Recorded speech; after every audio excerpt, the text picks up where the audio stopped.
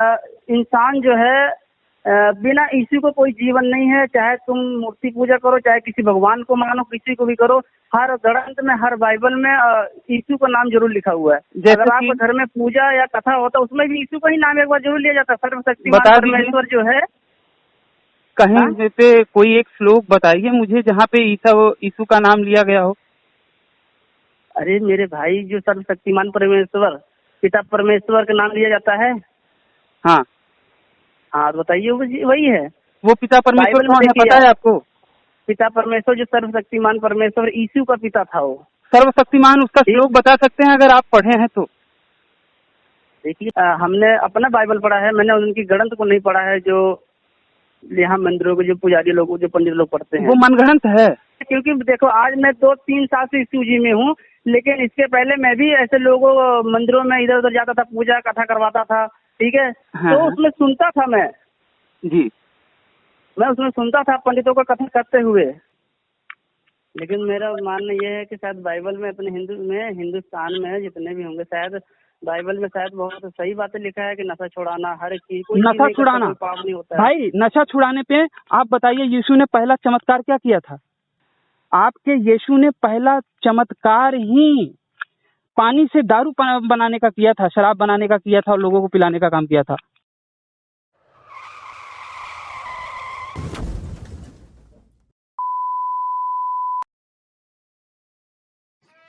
नमस्ते सभी को मित्रों, वैचारिक मंथन एक्स मसीही यूट्यूब चैनल पर मैं आपका साथी आशीष चौरसिया आप सभी का हार्दिक स्वागत एवं अभिनंदन करता हूं।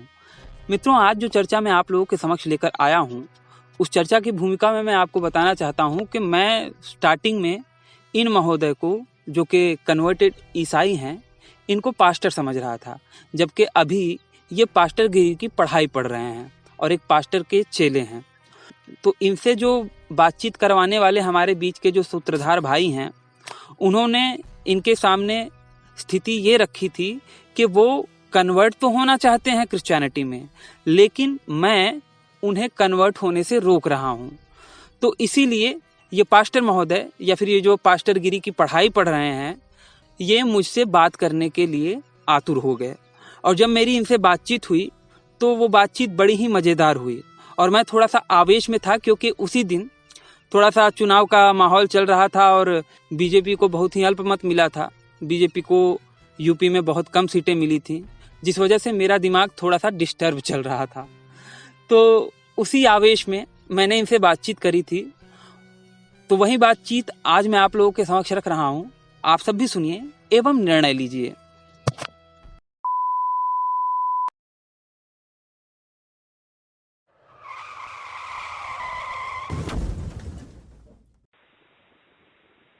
Hello, The person you are. Hello, hello. हाँ अरुण भाई नमस्ते।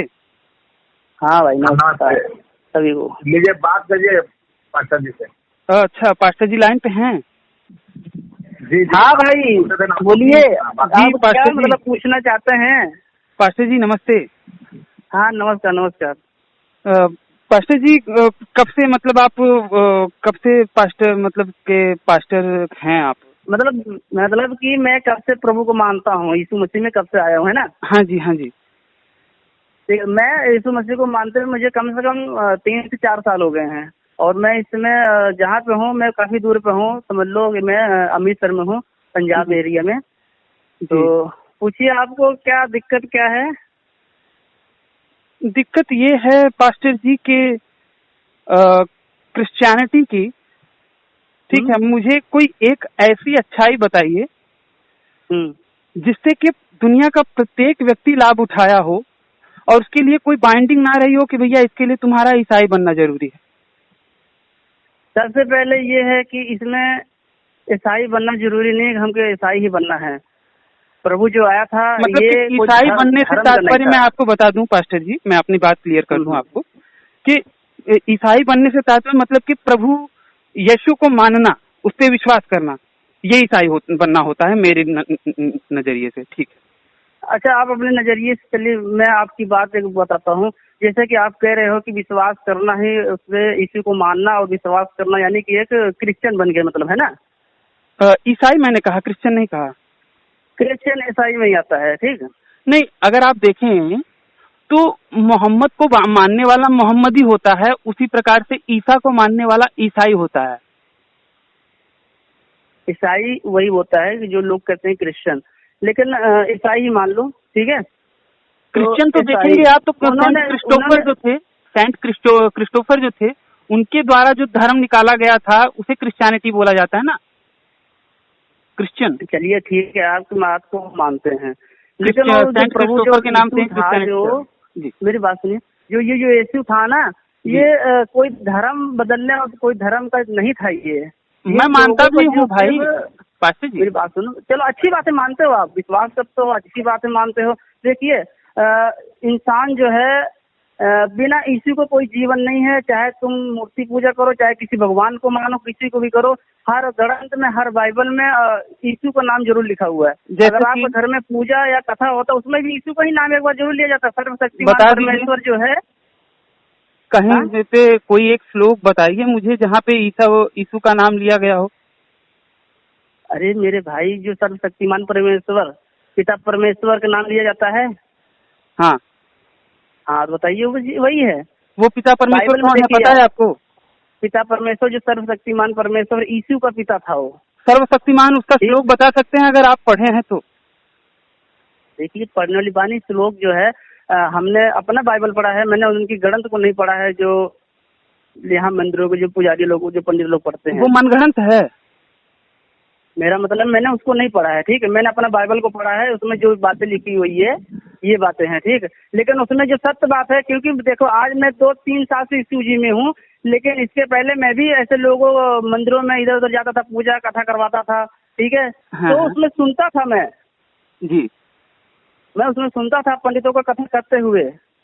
आज मान लो जितने ओझा वैद हैं, ठीक है, जितना ओझा वैद हैं, ये अगर किसी को ओझाई करेंगे, भूत प्रेत को भगाएंगे ना, तो ये भी कहते हैं पिताजी का नाम जरूर लेते हैं, सर्वशक्तिमान परमेश्वर का नाम जरूर लेते हैं। ये भूत भगाने का, जैसे कि आपने बात किया पास्टर जी, हेलो, हाँ, तो हाँ, सुन रहे हैं। भूत भगाने का काम तो पास्टरों द्वारा और ईसाइयों द्वारा भी किया जाता है। ये मतलब जो यीशु जी में है वो कर सकता है, लेकिन करता है ना, मतलब आप मानते हो कि भूत प्रेत भगाया जाता है? हाँ, भगाया जाता है। तो आप जरा मुझे ये बताइए कि जो नए नियम में एक कथा आती है कि 2 व्यक्तियों के अंदर भूत थे, 2 भूत थे, तो उनको यीशु ने निकाल के 2000 सुअरों में भेज दिया और वो 2000 सुअर मर गए। ये कौन सा न्याय हुआ कि 2 जीवों को बचाने के लिए 2000 जीवों की हत्या कर दी? देखिए उसमें क्या है कि जब उसको शैतान निकाला, ठीक है, उस समय जब शैतान निकला तो शैतानों के जो पावरफुल शैतान वहाँ पे नहीं दिखराया है भाई। आप अगर देखें उस कथा में जो बाइबल में नए नियम में बताई गई है, उसमें 2 शैतान का जिक्र नहीं है, बल्कि 2 अशुद्ध आत्माओं का जिक्र है। नहीं, आपने फिर शायद पढ़ा नहीं होगा सही से। आप बाइबल पढ़ते हैं, मतलब पढ़े हैं?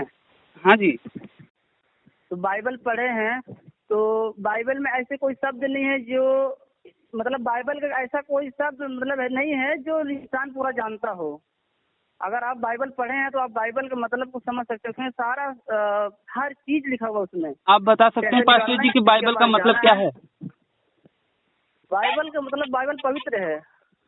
पवित्र, बाइबल का मतलब आपको नहीं पता है? बाइबल का अर्थ होता है, बाइबल का अर्थ होता है किताबों का संग्रह।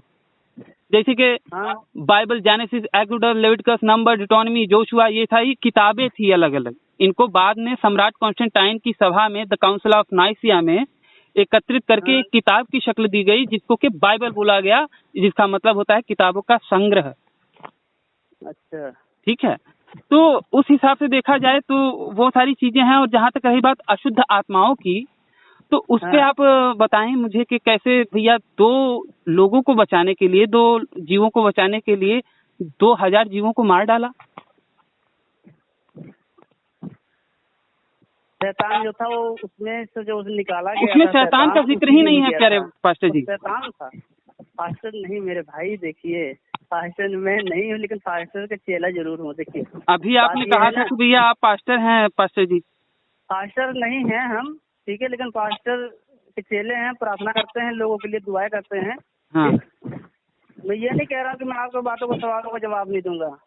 मैं, हाँ जी। ठीक, और जितनी जानकारी मैं उतना तो बताऊंगा आपको।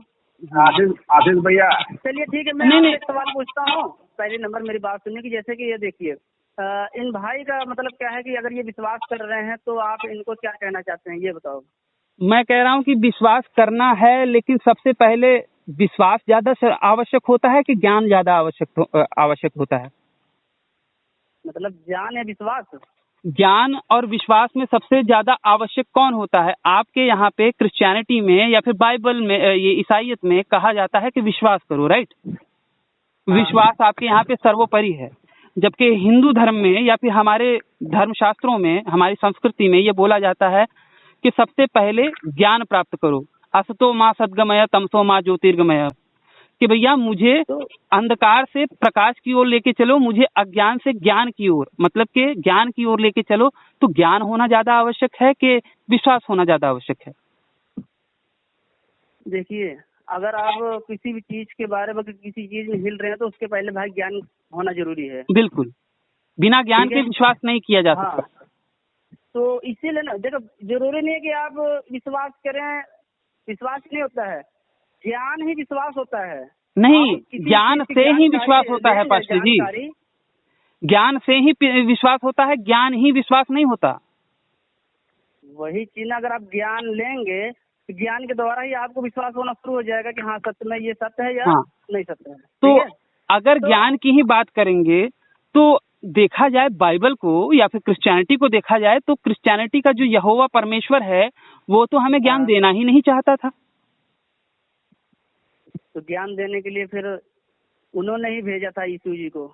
नहीं, यीशु जी से पहले हमने ज्ञान ले लिया ना, भलाई बुराई का ज्ञान तो हमने लिया ना। ये यहोवा तो नहीं देना चाहता था, बल्कि हमने ले लिया तो यहोवा नाराज हो गया। इवन कि मैं तो कहता हूँ कि भैया हम लोगों को चड्ढी, यहोवा जो था इसलिए भेजा था कि हम लोग यहाँ इस धरती पे मनुष्य जो हम थे, हम सब पापी थे। उन्होंने भेजा था कि ये लोग पाप से बचाए जाएं। हम कैसे पापी थे भाई? पापी, आपने अगर बाइबल पढ़ा होगा तो बाइबल में पहले ही पेज में आप उसको मत्ती में होगा जो लिखा हुआ है। प्रत्येक मनुष्य पापी है जो इस जीवन में पैदा हुआ है। मनुष्य जितने भी जन्म लेते हैं वो पापी होते हैं। जन्म लेते ही पापी हो गए? वो जन्म से ही पापी हो जाते हैं, क्योंकि पापी ठहरा चुके हैं। क्यों वो जन्म से ही पापी नहीं प्यारे भाई? क्योंकि पापी इसलिए ठहराए गए थे क्योंकि इनके अंदर जब मनुष्य बनाया गया था, जब मतलब 2023 साल 24 साल पहले की बात बता रहा हूँ, उसके पहले की नहीं। तो यीशु भी पापी थे? यीशु पापी नहीं, वो पवित्र था, क्योंकि उसको आत्मा किसी घर के द्वारा, मतलब कि कुंवारी कन्या के द्वारा उसका जन्म हुआ था, इसीलिए वो पापी नहीं थे। बाकी सभी प्यारे भाई बाकी सभी जो कुंवारी कन्या से पैदा नहीं हुए हैं वो पापी हैं। हाँ, वो पापी थे, क्योंकि पापी बनाए गए थे। कहना मतलब ये है प्यारे भाई, आप थोड़ा सा मुझे ये पाप वाला क्लियर करें कि पापी कैसे हैं मनुष्य। तो मतलब कि जो स्त्री और पुरुष मिलते हैं और जो उनके बीच में सेक्स होता है, संभोग होता है, उसके बाद जो संतान उत्पत्ति होती है वो पाप है। और वो सेक्स संबंध मरियम ने नहीं बनाए थे, इसलिए उनसे जो बच्चा हुआ वो पापी नहीं है ना? हाँ जी। देखिए, ये पाप की पहले जो आपको बता रहा हूँ, इसको बारे में आप शुरू से समझिए कि ये पाप दुनिया में लोग पापी कैसे हुए हैं। जैसे कि ये जब आदम हव्वा थे, जब उसमें उनको जब बताया गया था कि आपने ये चीज नहीं करना है, उन्होंने फिर बाद में शैतान उनको बहकाया और वो लोग पाप में गिर चुके हैं। तभी से ये पृथ्वी ही शरापित हो गया था, पापी हो गया था। शैतान ने नहीं बहकाया था भाई, वो यहोवा ने बहकाया था। अगर मैं आपको थोड़ा क्लियर करूं तो यहोवा ने बहकाया था। आप ये मानते हैं कि यहोवा भविष्य भी जानता है? देखो, वो तो सब कुछ जानने वाला वो है, सब कुछ जानता है ना। तो वो जब ये शैतान को बना रहा था, ये क्या नाम थे, लूसीफर को जब बना रहा था, तो वो ये जानता था कि आगे चल के यही डेविल बनेगा और यही आगे चल के आदम हवा को भटकाएगा? जानते थे ना? मतलब यहोवा, भाई साहब यहोवा जानते थे ना कि वो आगे चल के शैतान बनेगा और क्या करने वाला है, भटकाने वाला है। फिर भी उन्होंने जानबूझ के बनाया, तो मतलब कि वो चाहते थे कि वो भटकाए। तो भटकाने वाला तो देखा जाए, अगर कार्य कारण संबंध देखेंगे तो भटकाने वाला तो यहोवा था, ये शैतान तो एक माध्यम मात्र था। हाँ, तो उसने जो तो भटकाने वाला तो यहोवा ठहरा ना। हाँ, भटकाने वाला कैसे? देखो बाइबल में तो ये नहीं लिखा है कि भटकाने वाला यहोवा था। सुनिए, आपको अगर पता है कि आप जो गाड़ी बना रहे हो वो आगे चल के आपके बेटे को मार डालेगी, आपके बेटे का एक्सीडेंट करके अब आपके बेटे को मार डालेगी, ठीक है, फिर भी आप जानबूझ के वो गाड़ी बनाओ, तो इसका मतलब कि आप ये चाहते हो कि बेटे का एक्सीडेंट हो।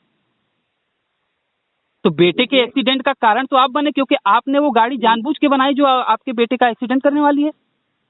तो यहोवा ने अगर जानबूझ के लूसीफर को बनाया जो आगे चल के शैतान बन के आदम हवा को भटकाने वाला था, तो यहोवा ने आदम और हवा को भटकाया ना, क्योंकि यहोवा ने ऐसी चीज बनाई जो जानते थे कि वो आदम हवा को भटकाने वाली है।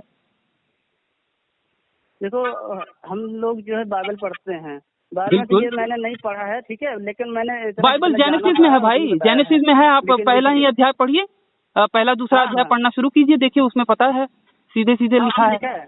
फिर लिखा हुआ है, वही तो मैं आपको बता रहा था, लेकिन उसमें ये नहीं ना लिखा जो आप बता रहे हैं। अच्छा, आप पाप पुण्य पे बताइए कि पापी कैसे है। नहीं, छोड़िए उसको, पापी पुण्य, पापी पे बताइए कि कैसे सभी मनुष्य पापी हैं। क्योंकि उसमें लिखा हुआ है, उस समय धरती श्रापित हो गया था जब उन्होंने यहोवा ने पाप किया था। उस समय उन्होंने जो यहोवा ने पाप किया था, रास्ते पे यहोवा ने पाप किया था। यहोवा ने जो बताया था उसे, किसे? अरे इसको आदम, और उसमें क्या बोलते हैं जो नर नारी थे, आदम हवा, एडम ईवा, करना है, एडम ईव, ठीक है, राइट, ठीक है।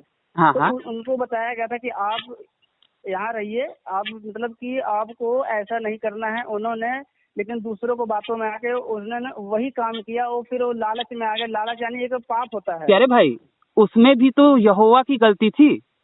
बात यह है कि यहोवा ने आदम और हवा को एक ऐसा आदेश दे दिया जो बिना अच्छे भले बुरे का ज्ञान प्राप्त किए वो पूरा कर ही नहीं सकते थे।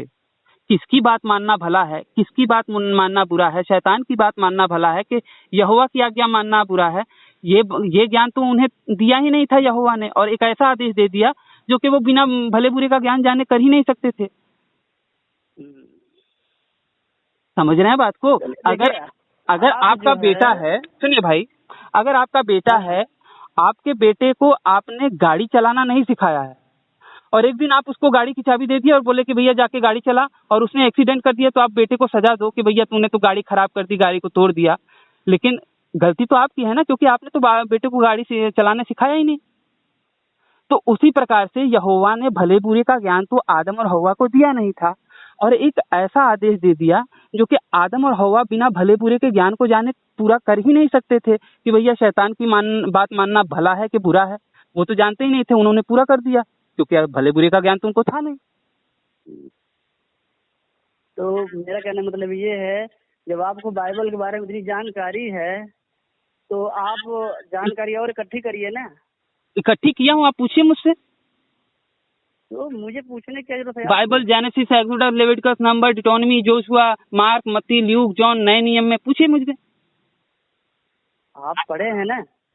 अब मैं पढ़ा हूँ, इसीलिए तो मैं पढ़ा हूँ प्यारे भाई। पास्टर जी, लगता है ये गलत है? पास्टर जी, लगता नहीं है, ये लगने वाली बात नहीं है, ये सीधा सीधा पता चल रहा है कि गलत है। अब आप एक छोटे नवजात बच्चे को कहोगे कि भैया पाप की पैदाइश है, तुम पापी हो? मैं तो नहीं कहूंगा। आप अपने बच्चे से भले कह सकते हो।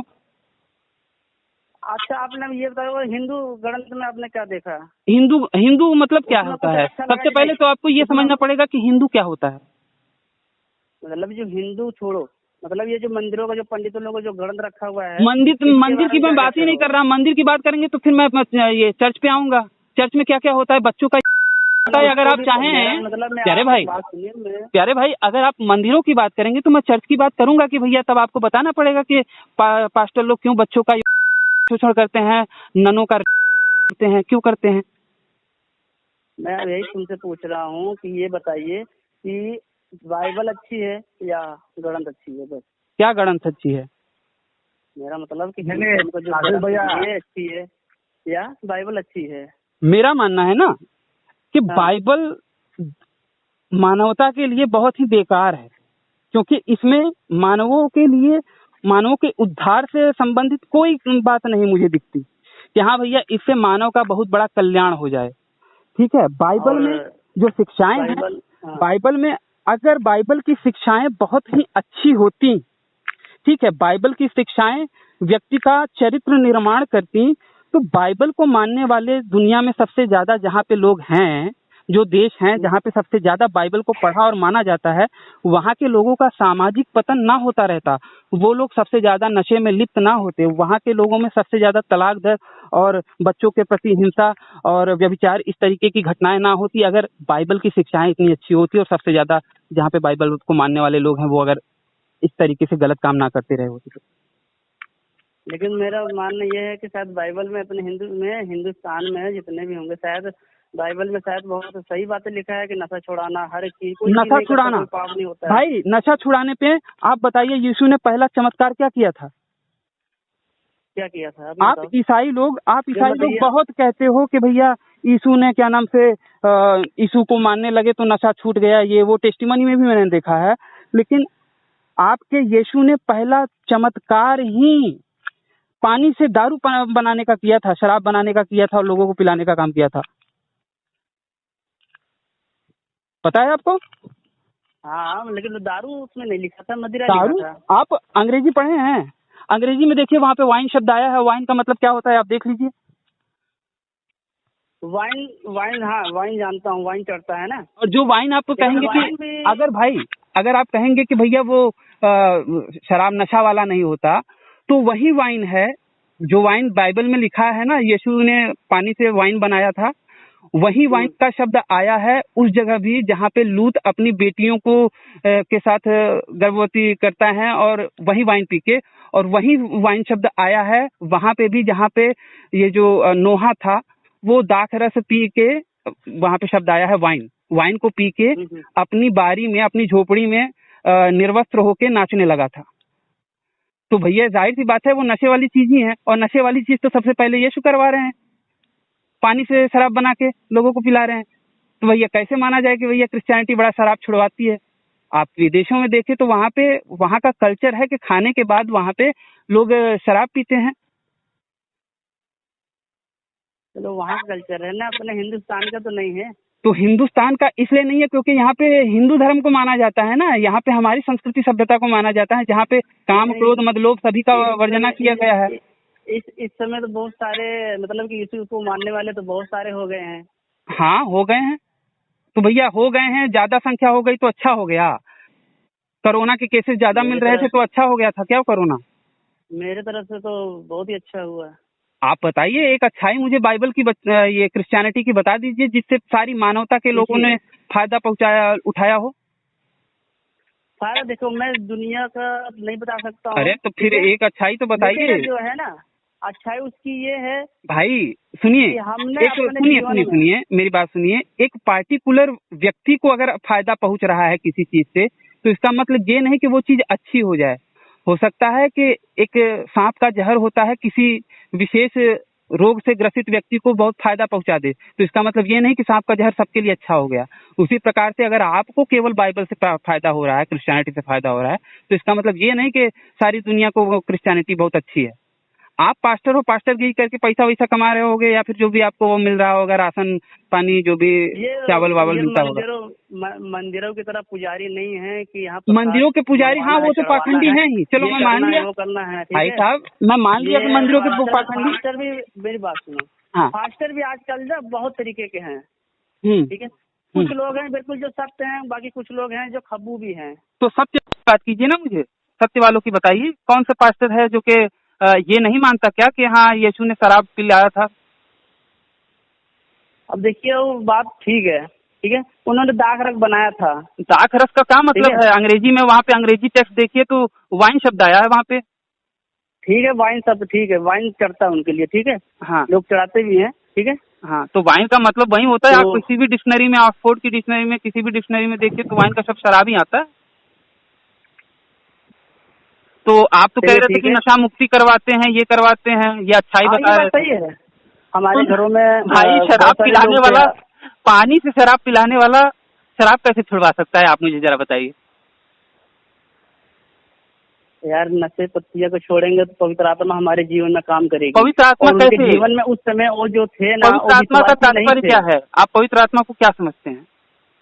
पवित्र आत्मा यानी कि पवित्र बनो तो पवित्र आत्मा आपसे बातें और आपके जीवन में आएगी, आपके शरीर में आएगा पवित्र आत्मा। पवित्र कैसे बनना है? आप तो पापी हो ना? हर एक चीजों से, आप तो पापी हो ना? बुराइयों को दूर रखना है। अरे भाई, आप तो पापी हो ना? तो आप पापी हो तो पवित्र कैसे बन सकते हो? क्यों? प्रत्येक मनुष्य पापी है तो वो पवित्र कैसे बनेगा? देखिए, हम आपको बता रहे हैं, इसको सुने ध्यान से। हाँ। कि हम पापी थे ना। हाँ, हाँ। लेकिन यीशु को लहू से, हाँ, जो उन्होंने अपना पवित्र लहू छोड़ दिया था, बहाया, बलिदान दिया, बलिदान किया था, हाँ, जो अपना बलिदान दिया था ना, जो विश्वास किया था, तो विश्वास करने से ही उनका जो पवित्र आत्मा जो उन्होंने अपना सहायक छोड़ के गए थे कि हम लोगों के लिए, वो पवित्र आत्मा तभी आएगी शरीर में जब हम अपने हर एक मन को बदलेंगे, अपने विचार को बदलेंगे। कैसे बदलेंगे विचार को? हर रोज क्षमा मांगते हैं। पापी जो आदमी होता है हर रोज घुटने टेक कर माफी मांगेगा, क्षमा करके, जिस दिन उसके पाप खत्म होंगे। देखिए, तो आपको क्या लगता है निर्भया के अपराधी दिन रात अगर क्षमा मांगते तो उनको क्षमा कर देना चाहिए था? क्षमा हम आदमी नहीं करेंगे, क्षमा सिर्फ परमेश्वर ही करेगा। तो परमेश्वर भी अगर क्षमा कर दे तो वो अन्यायकारी ठहरा ना। मान लीजिए आपकी बेटी के साथ किसी ने बहुत गलत काम किया, 4 लोग थे, उन्होंने मिलकर बहुत गलत काम किया। अब वो 4 लोग क्षमा मांग रहे हैं, अगर वो क्षमा कर दिए जाएं तो आपकी बेटी के साथ तो अन्याय हुआ ना, आपके साथ अन्याय होगा। देखिए, मैं आपको एक बात बताता हूँ, तो वो परमेश्वर या फिर जो क्षमा करने वाला है वो न्यायकारी तो नहीं ठहरेगा भाई। ये अगर आपने बाइबल सच में पढ़ा है तो सत्य बात जो लिखा है आपको जानकारी आपको पता है, ठीक है। आप बताइए ना मुझे कि बाइबल में कौन सा चीज सत्य है। बाइबल बता दीजिए ना पास्टर जी, बता दीजिए ना इनको। बता रहे ना, बाइबल ही सत्य है मेरे भाई। कैसे है? कहने से तो मैं भी कह दूं कि भैया मैं सुपरमैन हूँ, चड्डी पहन के उड़ जाता हूँ। बात सुनिए, देखिए, कहने के लिए तो मैं भी कह सकता हूँ कि मैं सुपरमैन हूँ, चड्डी पहन के उड़ जाता हूँ, लेकिन मुझे साबित करना पड़ेगा ना। केवल गाल बजाने से तो बहुत कुछ हो सकता है। लोगों को देखो, आप लोगों को भड़का रहे हैं, ठीक है। लोगों को भड़का नहीं रहा हूँ, लोगों को सच्चाई बता रहा हूँ। आपको लग रहा है कि भड़का रहा हूँ? मैं तो सच्चाई बता रहा हूँ, आपको भड़काना लग रहा है। अब तक मैंने जो भी बातें बताई, आप बताइए कि मैं भड़का रहा हूँ। मेरी एक बात सुनेंगे आप? हाँ। अगर आपको हकीकत में इसकी पूरा लिस्ट, हर एक चीज की जानकारी करना हो ना। हाँ, मैंने किया हुआ है, मुझे करने की आवश्यकता नहीं है। मुझे नहीं चाहिए, मुझे जानकारी की आवश्यकता नहीं है। मैंने पूरी जानकारी ले ली है अच्छे से, और उसी जानकारी के आधार पे मैं बात करता हूँ और आपसे बात कर रहा हूँ, और आप जवाब नहीं दे पाए हैं एक भी सवाल का। तो आइए हम आपको जवाब दिलवा देते हैं ना। अरे तो क्या डायरेक्ट, मतलब क्या वैसे फोन पे भी बात कर सकते हैं ना? आऊंगा आपके पास तो आप क्या करवाओगे? बातें करवाओगे ना मेरी? वही, आपसे बातें करवाएंगे, आपसे पूरी जानकारी करवा देंगे। अरे भाई पास्टर जी, आज के समय में आपका आने जाने का पूरा खर्चा भी हम दे देंगे। पास्टर जी, मैं कह रहा हूँ कि भैया आऊंगा तो वो मुझे गले लगा के पप्पी तो नहीं लेंगे मेरी मुझसे उनसे बात ही होगी ना। तो बात तो हमारी कॉल पे भी हो सकती है, कॉन्फ्रेंस करके, जैसे भाई से बात हो रही है। किसी पर इतना टाइम नहीं होता है। तो मैं जब सामने आ जाऊंगा तो कैसे टाइम आ जाएगा? फिर जब आप सामने आ जाएंगे तो आपके लिए फिर टाइम पूरा निकाला जाएगा। जब सामने आने पे जब टाइम निकाला जाएगा भाई, जब फोन पे नहीं टाइम निकाल पा रहा है तो सामने आने पे क्या गारंटी है कि वो टाइम निकालेगा?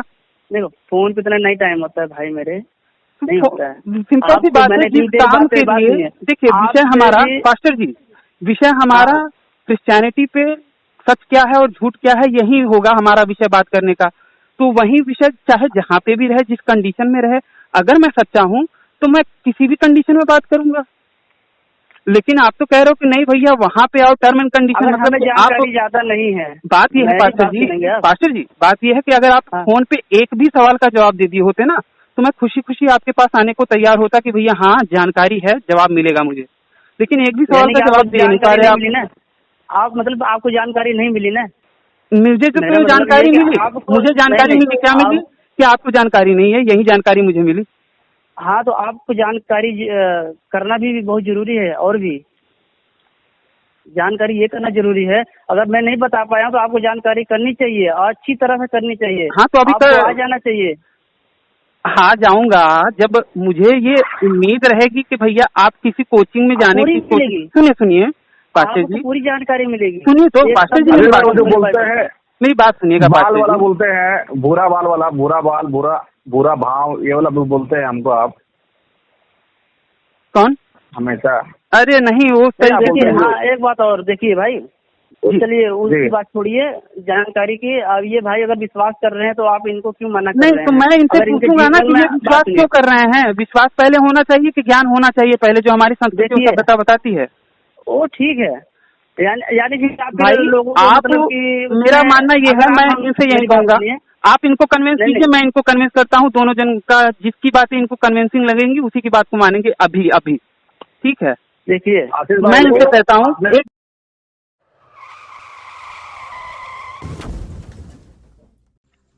तो बस मित्रों, आज का हमारा ये वीडियो यहीं पे समाप्त होता है।